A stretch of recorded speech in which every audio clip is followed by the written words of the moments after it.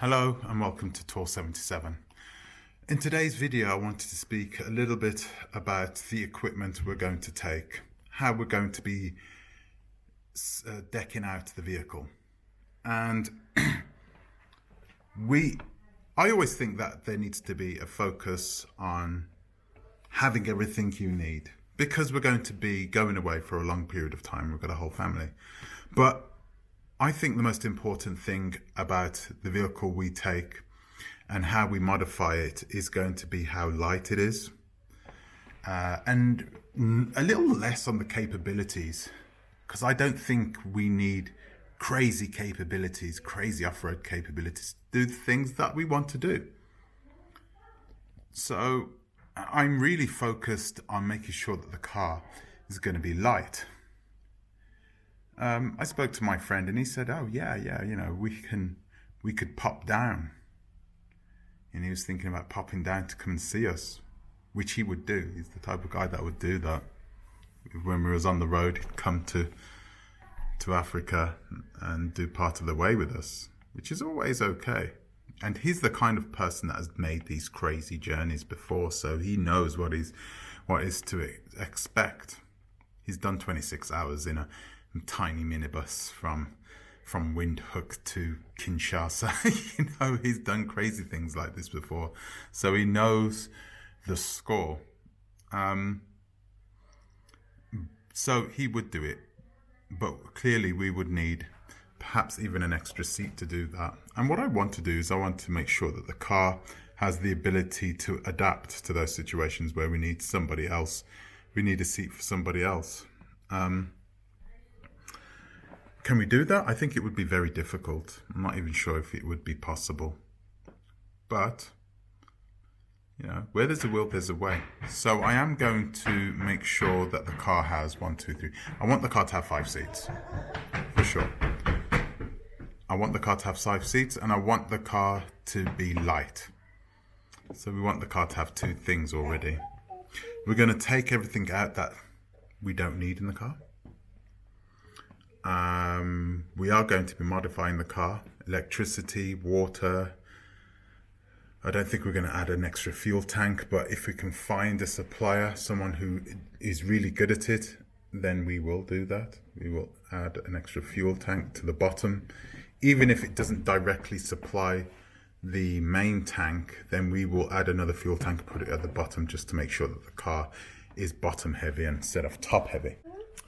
I think we need to make sure that the car is mechanically sound. If it is a second-hand car, we still don't know whether we're having a second-hand car or a brand new car. If we speak to the right people and we can get the right rate, then we will be getting a brand new car, which I'm very excited about. It's all down to whether we get a new car or an old car. If we get an old car, then we're going to have to take that thing apart and perhaps even think about doing a total engine rebuild. Do all the research into those cars, see what gives up first. I would prefer to just to get all those things done and out of the way before we actually hit the road, and try and make the car as mechanically sound. Oh dear, you see, for this little one as well, make the car as mechanically sound as possible. So yeah, I think we can do it. We can make the car as light but as functional as possible. And that's what we're going to be focusing on when we do the build. We are going to focus on quality as well, because quality matters. And you know, I think a lot of people talk about Japanese cars like they are unbreakable, but of course every component will have wear and tear on it, especially by the time we hit the Southern Cape. So we are hoping that we can do everything before we get there and drive in a way where we take care of the car. You know, that, you know, we want to take it slow, like slow steaming, you know, like what ships do. They now sail slower to keep the components working for much longer, and for them to also save fuel. So there's a double whammy factor to that. So we are going to be focusing on that. I saw a car the other day when we was driving on the Autobahn, and this car had some sort of thing that you put on the back, like a back storage that you stick on the back, and that just looked amazing.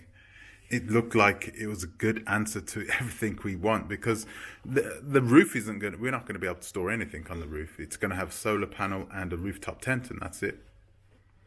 So, you know, the rooftop tent is going to be reasonably light, hopefully. And apart from that, everything we have that is heavy, we're going to keep that as low as we can in the car.